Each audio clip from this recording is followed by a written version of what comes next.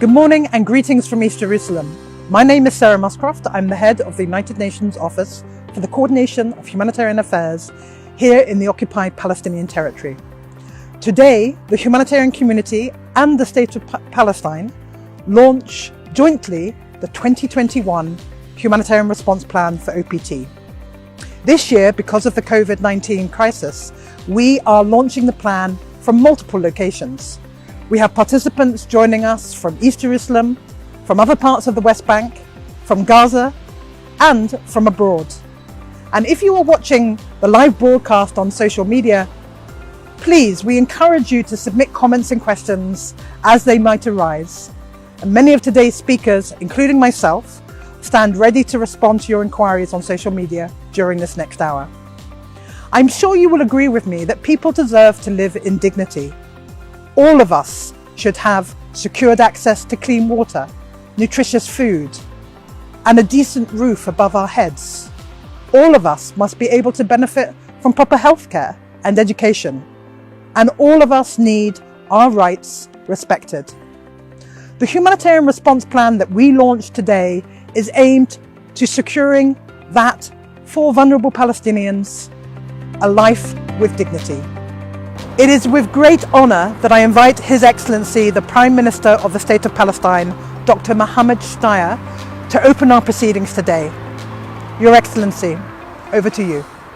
يسعدني أن أكون معكم في إطلاق خطة الاستجابة الإنسانية ولو بشكل افتراضي هذا العام، آمل أن تستطيع البشرية أن تتخلص مما أصابها من هذه الجائحة التي لم تبقي أحدا إلا وقد أصابته. وبهذه المناسبة أشكر السيدة سارة ماسكروفت مديرة مكتب الأمم المتحدة لتنسيق المساعدات الإنسانية اليو أوتشا على دعوتي للمشاركة في هذه الحملة.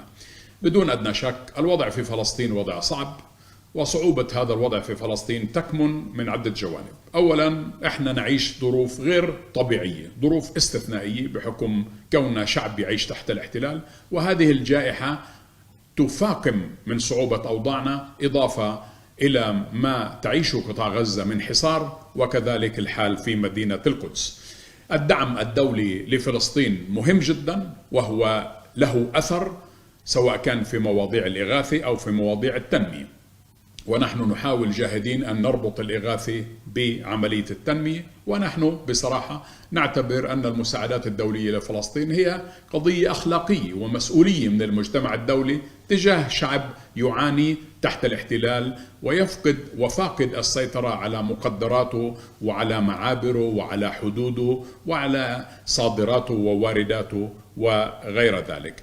بدون أدنى شك لو أن الشعب الفلسطيني قد حصل على حقوقه كاملة قد لا نحتاج إلى مساعدات دولية. لذلك بدنا نشتغل على مسارين: المسار الأول إحقاق الحقوق الوطنية للشعب الفلسطيني، والمسار الثاني تمكين هذا الشعب ماديا واقتصاديا ومعنويا في مواجهة هذه الحملة والهجمة الاستيطانية والجدار والحواجز وكل ما له علاقة بتعطيل الحياة اليومية للشعب الفلسطيني.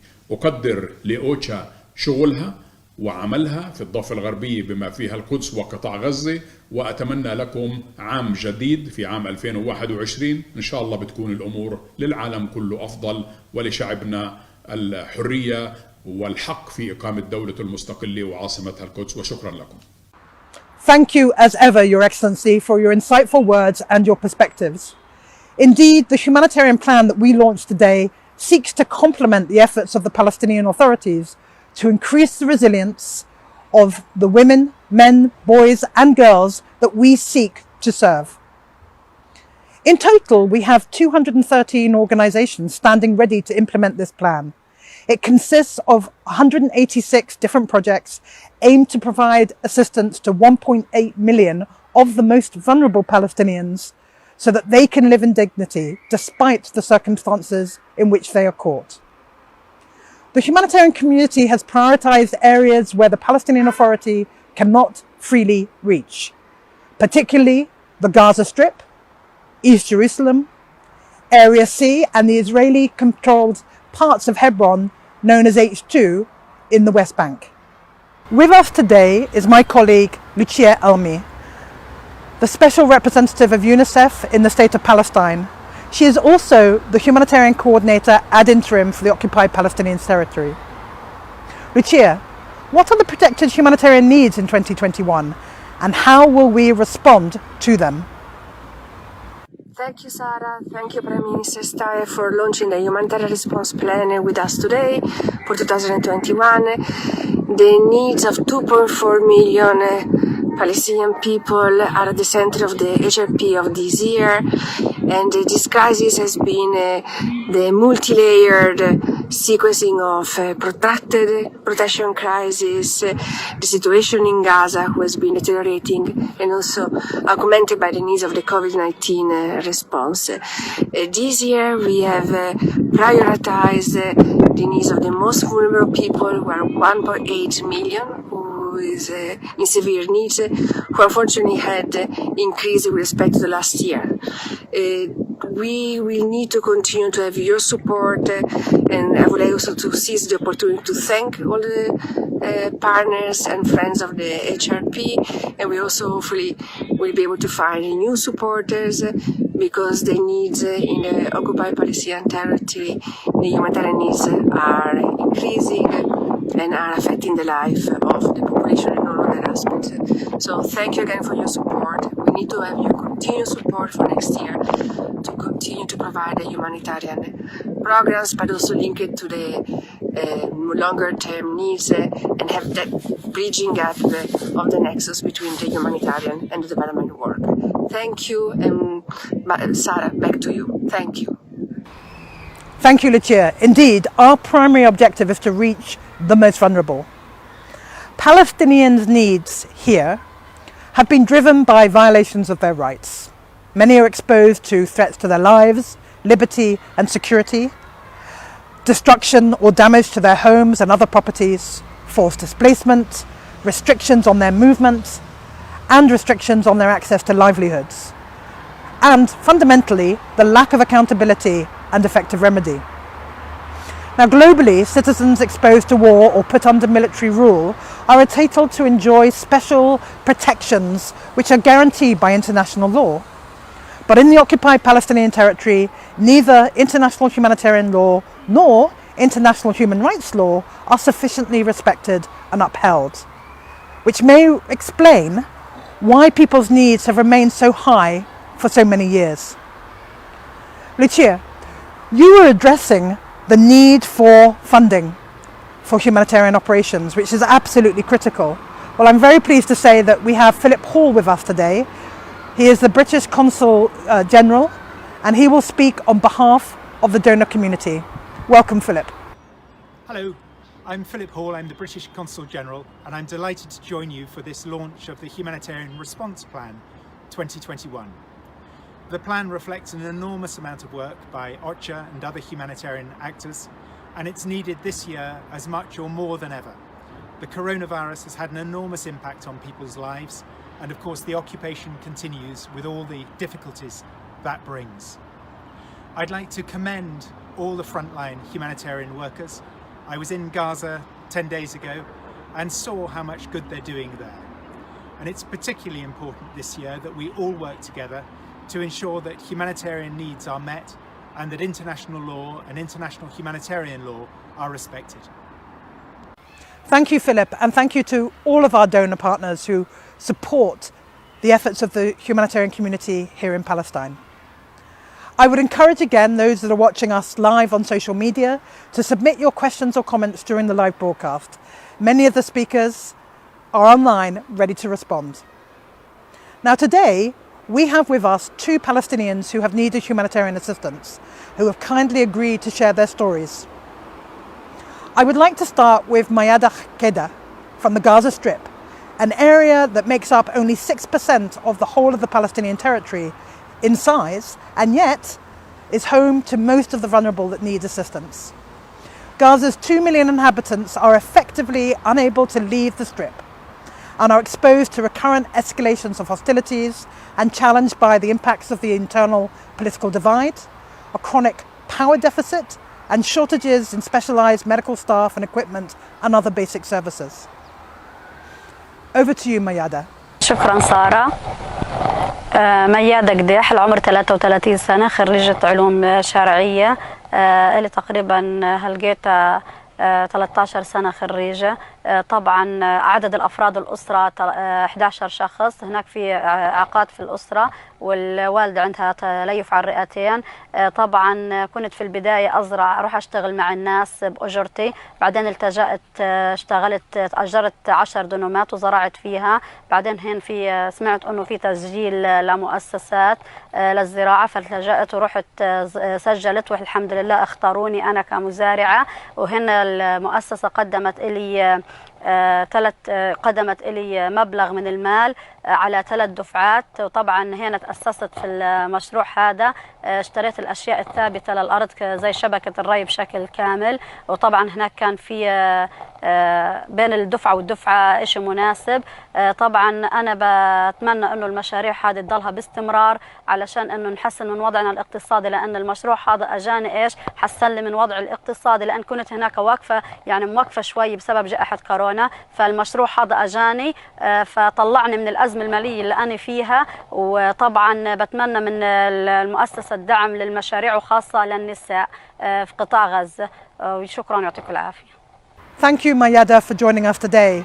It really is inspiring to see how you, like many others in Gaza, stay resilient and overcome the greatest of challenges and hardships, despite the difficult circumstances. Hopefully, a day will come where there will no longer be a need for our help. And we hope this is getting closer. But until then, I am proud of our humanitarian community working tirelessly to support people like you and your family. We greatly appreciate you sharing your story with us today. Here in Palestine, as in most humanitarian contexts around the world, we have adopted the cluster approach, which brings together humanitarian operational agencies, including UN organizations and international and national non-governmental organizations, to work in cooperation to deliver humanitarian assistance across the various different sectors: food security, protection, health, water, hygiene and sanitation, education and shelter. Now, through efficient coordination of partners, we strive to ensure that assistance is provided in a complementary manner to ensure full coverage and avoid duplication of our efforts. Now, with us today are representatives of the 6 clusters that are operating here in Palestine.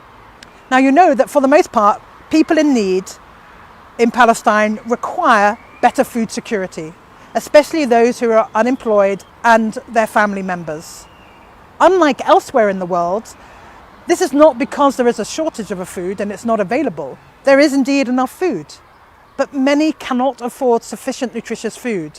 Since the greater part of our humanitarian response plan involves operations that are related to food security, let us first go to Ciro Firello, who heads the Food and Agricultural Organization in the West Bank and Gaza and is a co-lead agency of the food security sector.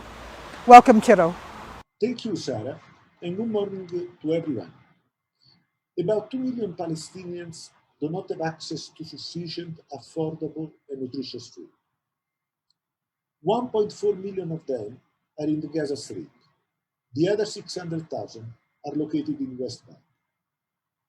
This food insecurity is driven by limited access to food, arising from inadequate access to land, water, and other factors of production, as well as from the many restrictions affecting the movement of people and goods.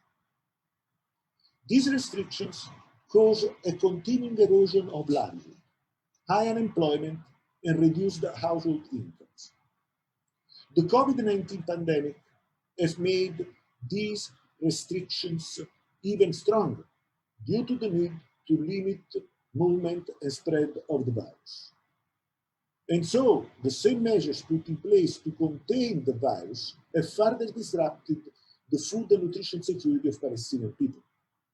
The pandemic has indeed put under pressure the entire food system, production, distribution, and consumption. In this way, it has further deteriorated the fragile food security and livelihood of vulnerable Palestinians. In response to this situation, the food security sector has defined a strategy to ensure that the essential food and nutrition needs of Palestinian people are met, to enable a quicker and more inclusive recovery, sustaining the production and distribution of food that is safe for both producers and consumers. The food security sector also intends to protect the livelihood of smallholders, focusing on promoting job creation and income generation opportunities. To increase smallholder farmers' productivity and supporting producer access to input is another specific commitment. The sector response will focus on supporting the coping capacity of affected households with particular attention to gender-based vulnerabilities, mainly through mainstreaming gender in all food security programming.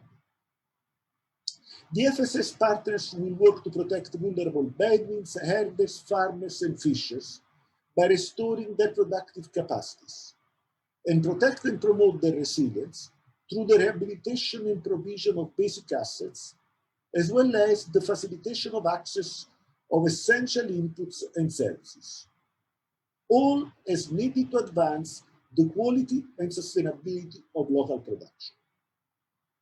As an immediate response to households with limited access to nutritious food, food commodities and cash transfers, such as food vouchers, cash for work, and conditional and unconditional cash assistance will be delivered. Our response strategy aims to enhance efficiency and effectiveness of humanitarian assistance through a renewed collaboration among all partners.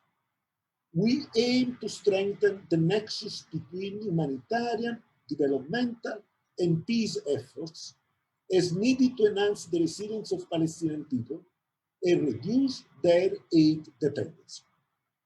Thank you. Over to you, Sarah. While food insecurity is indeed a critical challenge, a deeper and more profound challenge are the protection issues faced daily by Palestinians in Gaza and in the West Bank. So I next turn to the protection cluster. When we say protection in the context of OPT and in the humanitarian realm, we mean efforts to ensure the respect of people's rights. Since in the occupied Palestinian territory, rights are violated too frequently, we define the situation here as a chronic protection crisis, which is the principal driver of the many needs to which we respond to in our humanitarian response plan. Today we will hear from James Heenan, who heads the Human Rights Office, which leads the protection cluster in OPT. Over to you, James. Thanks, Sarah, and greetings to colleagues. When we look at the protection needs for next year, for 2021, we have to remember that these are built and based on the risks identified this year.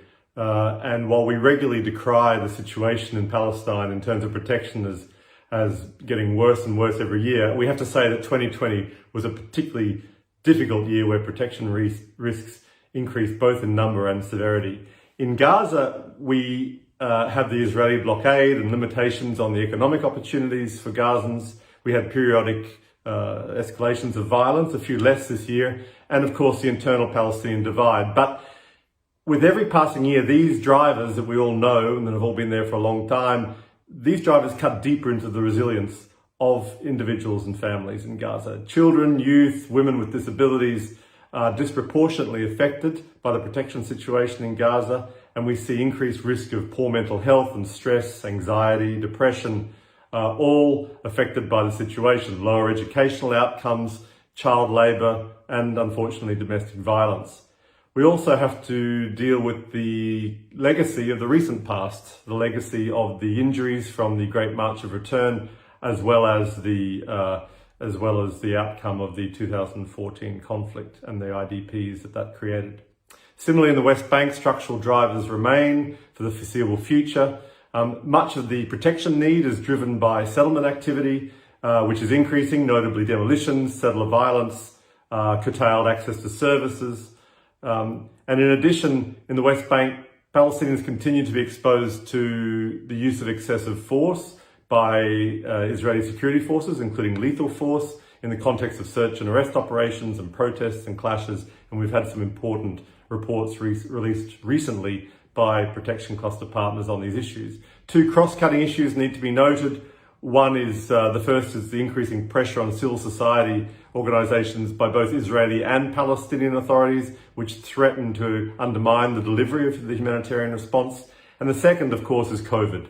Throughout Palestine, the pandemic has exacerbated almost every risk I've mentioned. In particular, GBV prevalence has spiked enormously. And while things like the increased burden on mothers because of homeschooling and so forth are things that everyone in the world has experienced, when they come on top of the protection situation in Palestine, in Gaza in particular, the existing protection situation, the impact is much greater. COVID also affects our ability to respond.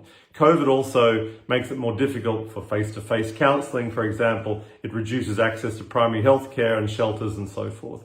In responding to this protection landscape, the protection cluster has outlined in the HRP that it will address the most immediate and the most critical needs of the most vulnerable as a priority. You will see a broad range of assistance as planned in next year's HRP to protect children, to prevent gender-based violence, to address rising mental health and psychosocial needs, to prevent accidents from explosive remnants of war, to protect housing, land and property rights, particularly using legal aid, and to ensure access and movement.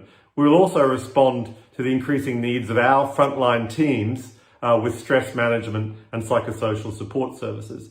Accountability and respect for human rights law and international humanitarian law remains central to the protection response. In Gaza, this will focus on the escalations of hostilities, and in the West Bank on monitoring and documenting grave violations against children, as well as the issue of excessive use of force, which I mentioned just then. Funding for these activities will allow protection partners to continue to provide what we think is essential and life-saving support to the most vulnerable, but it will also enable us to continue to provide first-hand data and analysis, which not only feeds our ability to conduct advocacy, but allows us to better understand these drivers of humanitarian need in the OPT. That's all I'll say. Back to you, Sarah. Thank you very much. Thank you, James. For decades, humanitarian needs in Palestine have been driven by military occupation, the internal political divide, and the recurrent escalation of hostilities. But in 2020, new needs have been generated by the COVID-19 pandemic. Fortunately, swift action by the authorities managed to contain the spread of the virus between March and May. But since then, we have witnessed a deepening, concerning surge in the spread of the virus. Over the last year, the work of the health cluster has been absolutely critical in responding to these needs. I therefore now invite Dr. Gerald Rockenshaub, who heads the World Health Organization in Palestine and leads the health cluster, to take the floor. Gerald, how has the global pandemic affected health operations in Palestine, and what are the priorities for next year? When the first corona cases started to appear in Palestine in the context of the global corona pandemic, they hit a health system with a lot of constraints, a fragmented health system with limited resources. And those limited resources had to be redirected and reprioritized, which impacted on people's health. Primary healthcare services were reduced, essential services were reallocated. That had a massive impact on the access to health services of people here. And we have now 1.45 million of Palestinians identified of being in need for humanitarian health support. We as humanitarian community, as health cluster, we have identified 3 priorities. We need to strengthen the local system to better address the challenges of the corona pandemic. That means additional resources for testing supplies, for personal protective equipment for our frontline health workers, additional equipment, pharmaceutical supplies, oxygen equipment. It also means strengthening other health services beyond corona treatment. It means strengthening non-communicable disease services, maternal and child health, mental health and psychosocial support. And it means ensuring and protecting the right to health of all Palestinians. 1.45 million of Palestinians in need for humanitarian health support. We collectively need to enhance our efforts to mobilize the respective resources in order to save lives and to protect the health of Palestinians. Thank you, Gerald, to you and of course to all our health cluster partners. Let us now go to Atona Okole, the Deputy Representative of UNICEF, on behalf of the WASH cluster. WASH being an acronym for Water, Sanitation and Hygiene. Atona, who will benefit from the WASH interventions and what are the key elements of the plan in 2021? The 2021 humanitarian response plan for WASH targets 750,000 Palestinians across the West Bank and the Gaza Strip.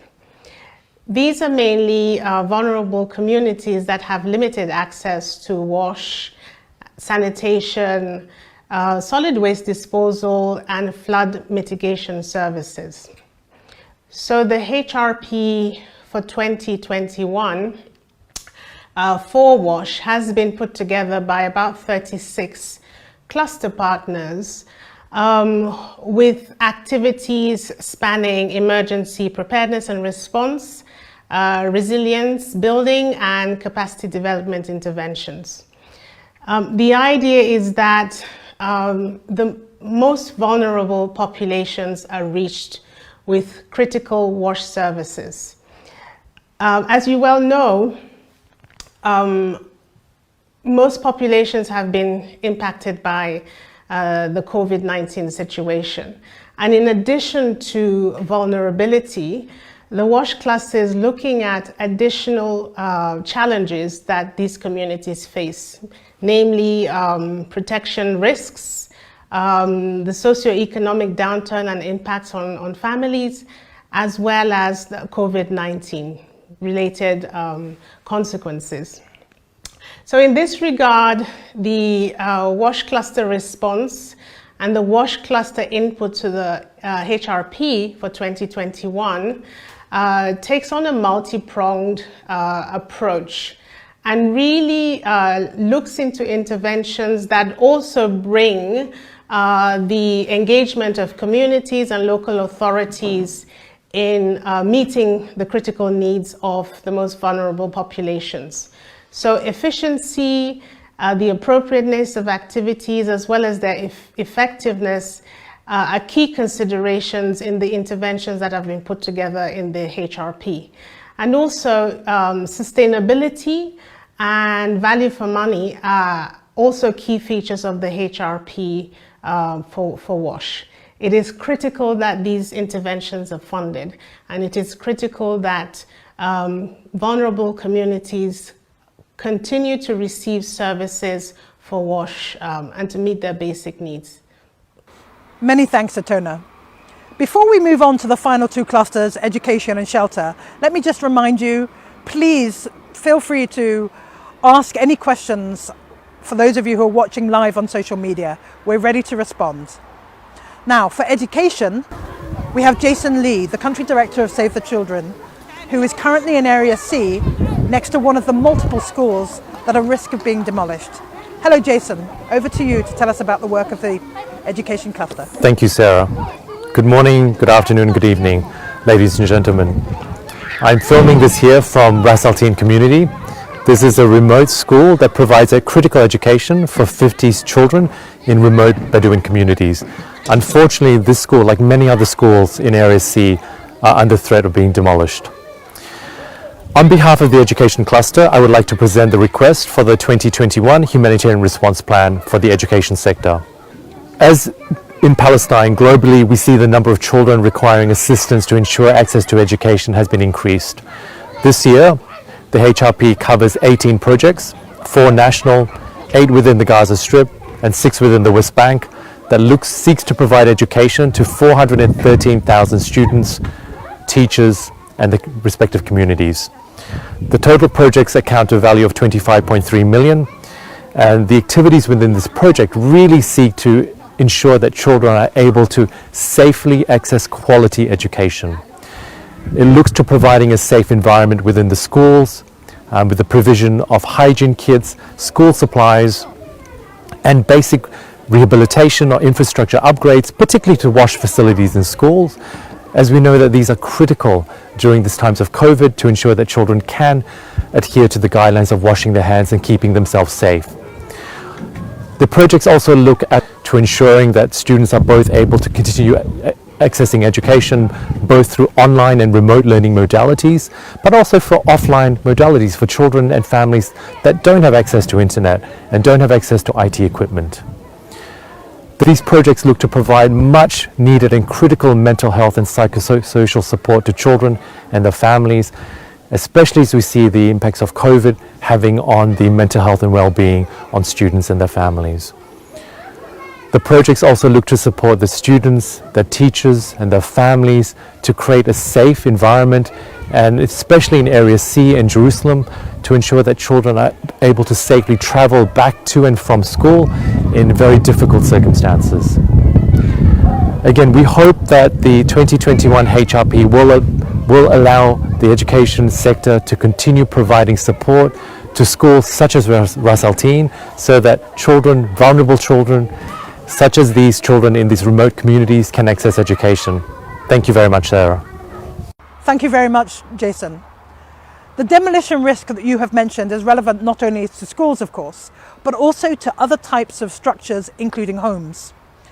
This is particularly concerning when home demolitions often lead to the displacement of people and are thus associated with forcible transfer. This brings us to the last cluster today. I'd like to invite Caroline Ort, Country Director of the Norwegian Refugee Council, who is also joining us from another area of Area C, to present the planned shelter interventions under the plan. Over to you, Caroline. Thank you, Sarah. Very glad to be here, and a warm welcome to all participants in the public launch of the Humanitarian Response Plan 2021. I am standing in the central West Bank community of Sate al-Bahar, one of 18 Jalim Bedouin communities on the Jerusalem periphery in need of shelter and frequent demolition responses. In Area C of the West Bank, there is a growing yearly need of around 800 shelters. Implementing these needs remains a challenge under the current planning regime in Area C, while 3,200 existing substandard shelters need urgent upgrading and rehabilitation in around 180 communities. In fact, more than 430,000 Palestinians in the West Bank, including East Jerusalem and Gaza, are in need of adequate housing and shelter. Gaza needs 18,000 new housing units each year, while 7,000 still need complete reconstruction, and 4,000 people remain displaced since the 2014 hostilities. On top of that, more than 9,500 families in rented accommodation in Gaza are under the risk of eviction over their inability to pay rent. In addition, the COVID-19 pandemic has shown the inability of poor families to find suitable quarantine or isolation areas within their overcrowded and substandard homes. They are also in need of shelter-related responses, including hygiene kits and non-food items. I would like to conclude with some short remarks. Shelter structures are at an increasing risk, especially in Area C in East Jerusalem. In 2020 to date, 294 residential structures have been demolished, a 4-year high. Currently, the shelter and non-food item stock is low. Pre-positioning and stocking such items is paramount to providing an adequate and timely response during emergencies. An estimated 150,000 kits should be pre-positioned based on various scenarios and contingency planning. The cluster's funding deficit hinders the delivery of urgent needs to 230,000 Palestinians. The average funding level over the last 3 years for shelter under the Humanitarian Response Plan has not topped 18% of the requested amount. Back to you, Sarah. Thank you very much, Caroline. And with this, we conclude the cluster section of this launch of the Humanitarian Response Plan for 2021. Here in the West Bank, settlement expansion, settler violence, internal access restrictions, demolitions and evictions, all have continued or even increased during 2020, intensifying the coercive environment on vulnerable Palestinians. Area C, from where the last two speakers spoke, is a restricted area for development and access, thereby hindering the existing livelihoods and limiting job creation and economic growth for Palestinians from any part of the territory. Joining us now is Rashed Murah, a Palestinian farmer from a village that is surrounded by 4 Israeli settlements. Until recently, Rashed benefited from international presence that protected him and his neighbours from settlement activities. Unfortunately, this has discontinued during the last year due to the lack of funding. Rashid, thanks for being with us today and thanks for sharing your story. طبعا أول شيء بقول شكرا للأوتشا، شكرا لسارة.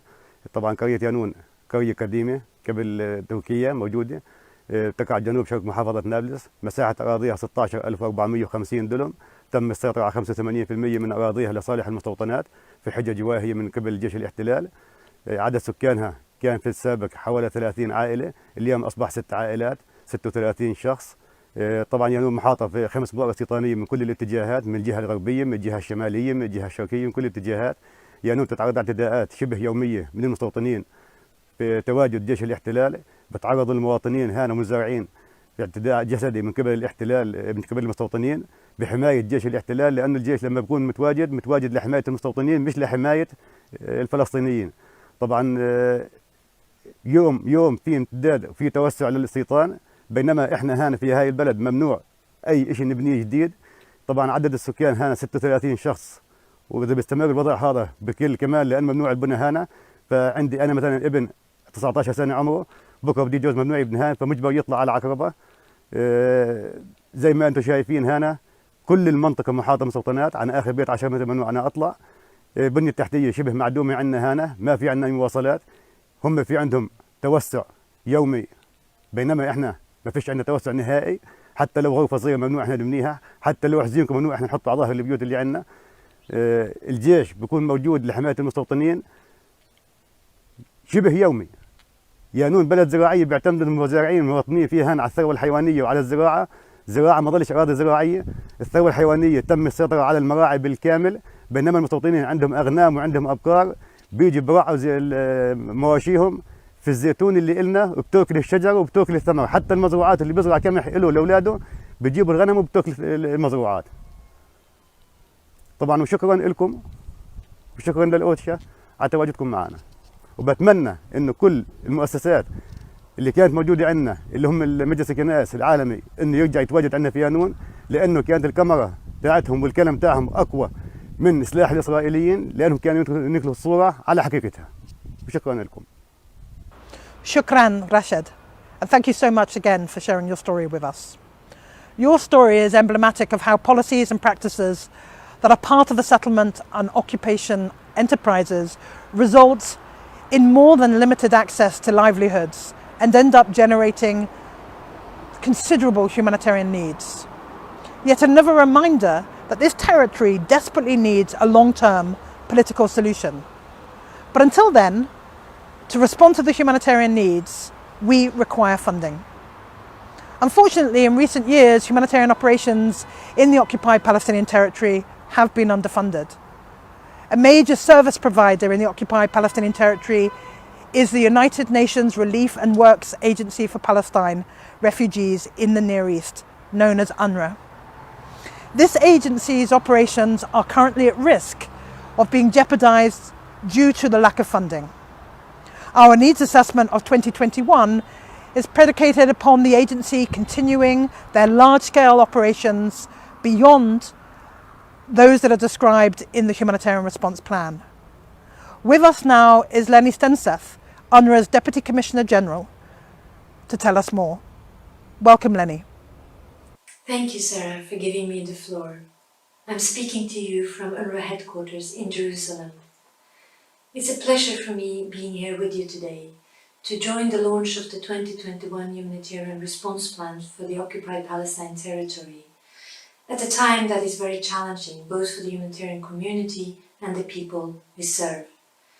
UNRWA is delivering education, protection, health and shelter to the most vulnerable among the Palestine refugees residing in the West Bank and Gaza. In the absence of peace, the situation remains extremely challenging for the most vulnerable among the Palestine refugee population. And the COVID pandemic has affected those hardest who had the least to start with. In a situation where we see an increase in human rights abuses, military activity and house demolitions, UNRWA will, through the HRP, deliver critical protection services to the Palestine refugees as one of the few remaining protection agencies in the West Bank. We will deliver emergency cash assistance and hygiene promotion to the most vulnerable. We will deliver continued schooling to the children and health and hospitalization services to the most vulnerable. In Gaza, after 14 years of continued blockade and economic collapse, the agency's key priority is to deliver food assistance to more than 1 million Palestinian refugees and to deliver cash for work opportunities to as many as possible. We will also address the ongoing mental health crisis as well as challenges related to the COVID pandemic and offer mental health counseling as well as personal protective equipment and increased hygiene promotion in our facilities such as the schools and the healthcare centres. Within the HRP, UNRWA will for 2021 ask for $163 million that will enable us to continue to deliver critical and life-saving services to Palestine refugees. I would like to stress the importance of continuing to deliver humanitarian assistance to Palestine refugees and to ensure that their basic right is respected. I would also like to thank the donor community for your solidarity with the Palestine refugees, those who are the most vulnerable among the vulnerable.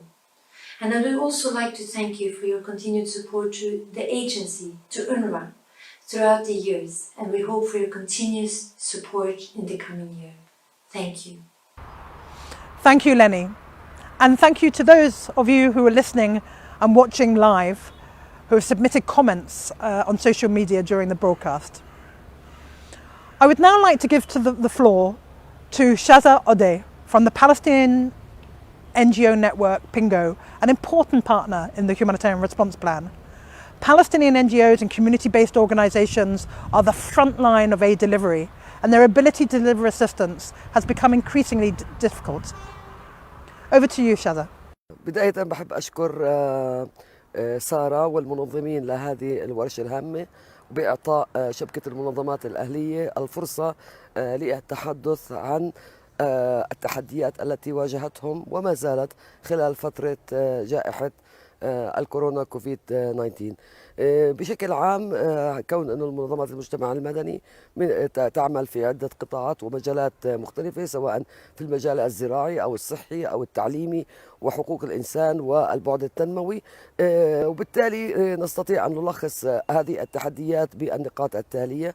إذا أردنا أن بداية جائحة الكورونا كان لها متطلبات ومستلزمات عالية من حيث توفير المواد وتوفير المواد الواقية. كان من الصعوبة بمكان مؤسسات المجتمع المدني بتخصصاتها المختلفة وتحديدا المنظمات الصحية بتوفير هذه الملابس الواقية،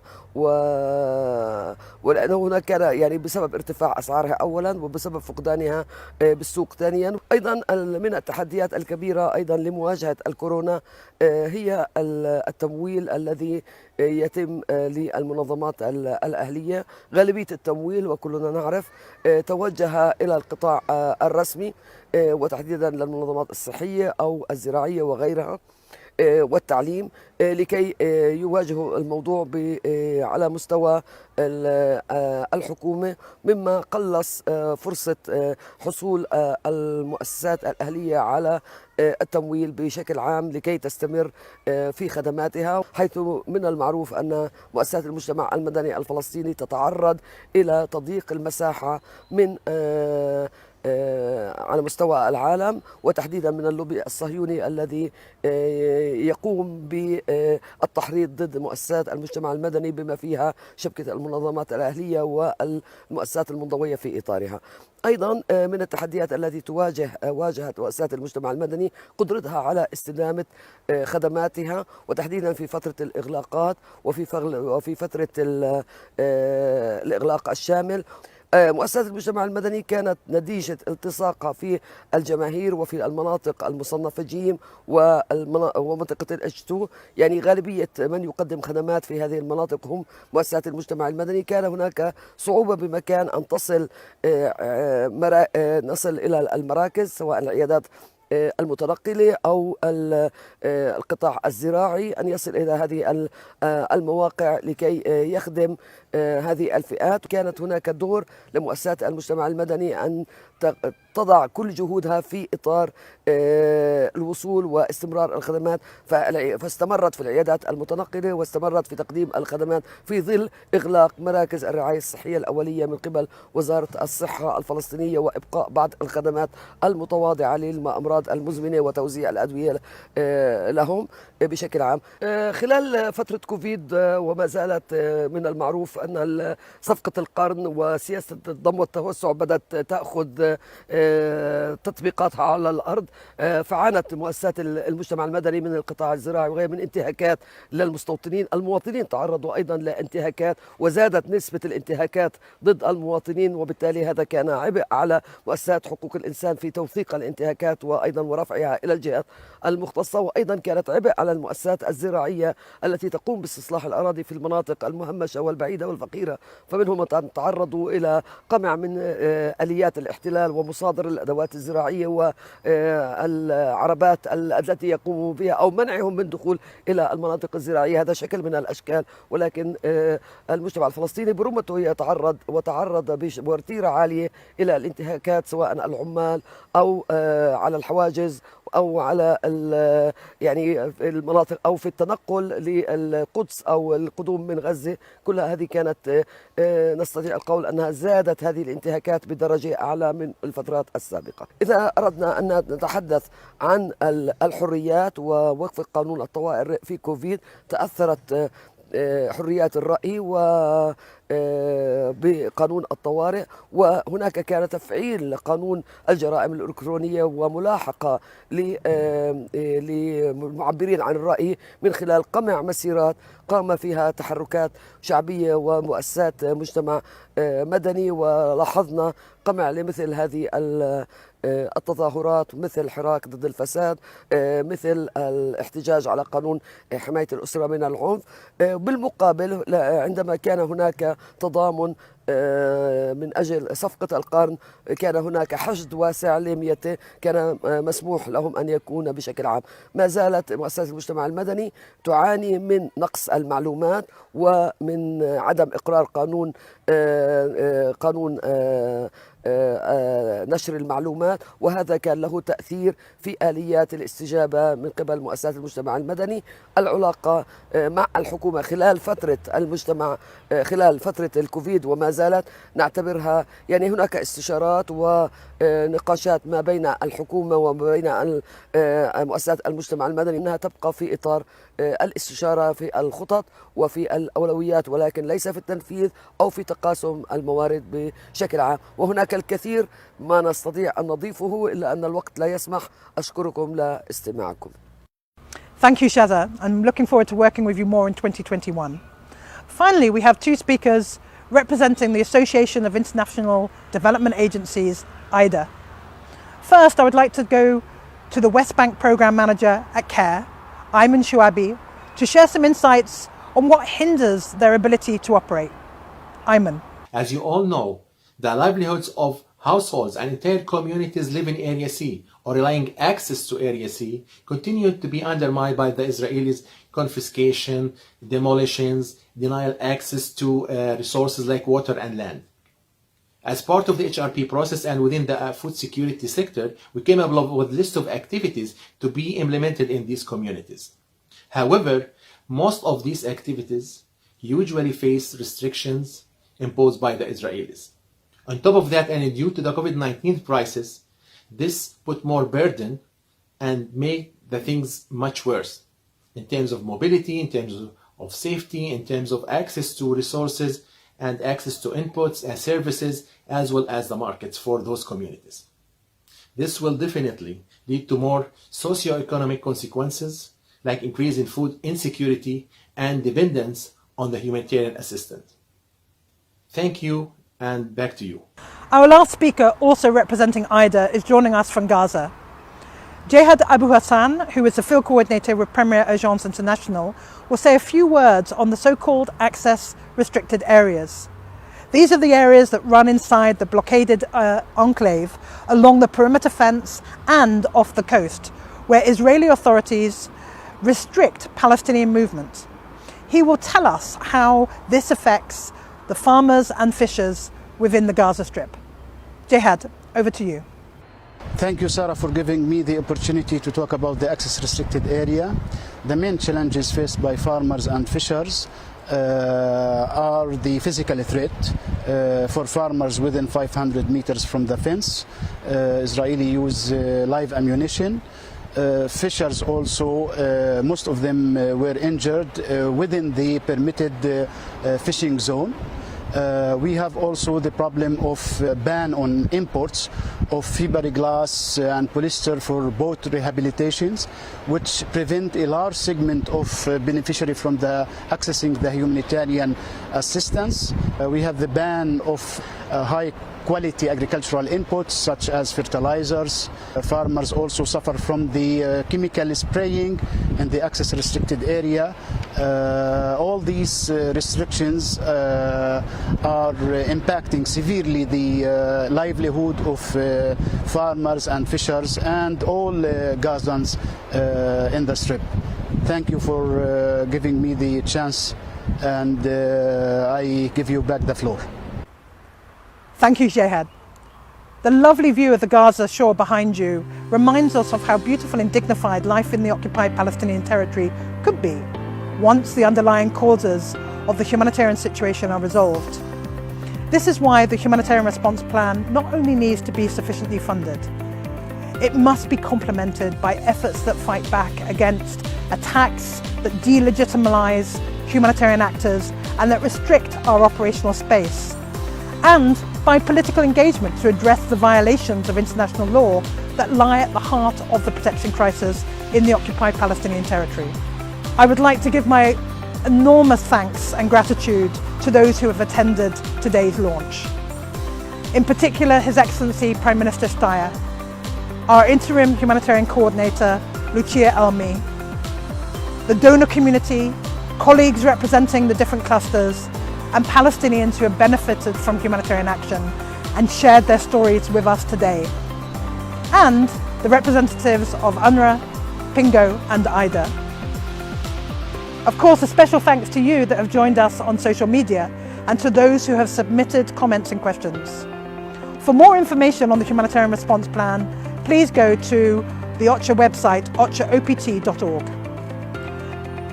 Let us hope that with this plan implemented, we can reach a situation where people's rights are protected, respected and promoted, where people's basic needs are met, and where people's capacity to cope with and to overcome protected crisis is supported, where Palestinians living in the occupied Palestinian territory are able to live in dignity. Thank you for being with us today, and goodbye.